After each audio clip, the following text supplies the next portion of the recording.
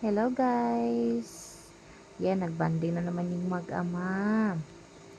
O diba, ano na yan, mga 10 o'clock ng gabi. Sobrang humid dito sa Dubai. Siguro mag-change na yung weather.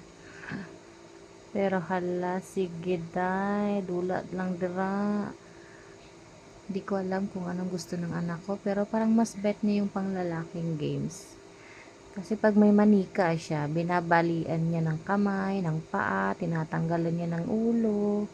Pero pag sa bola talaga ay, ewan ko ba, tomboy man yata to siya. Pero ayan, sobrang enjoy niya na play niya sa tatatay niya.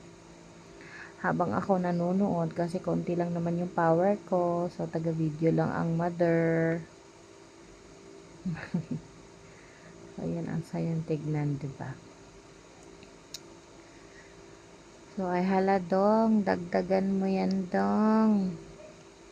Sobrang cute ng ano no, ng halo ng Pakistan tsaka Filipina na anak. So, tignan mo naman yung anak ko, day.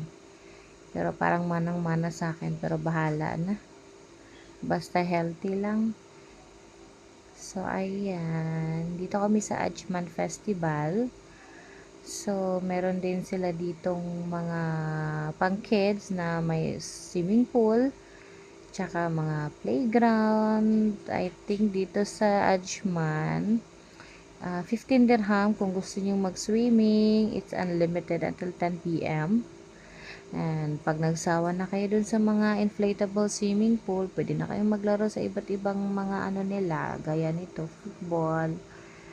So ngayon, walang mga entertainment. Minsan kasi pag sa weekend, may mga entertainment yan sila. May mga pa-games, may mga pasayaw. Pero ngayon kasi working day, so walang mga ganon. So, ayan, thank you guys.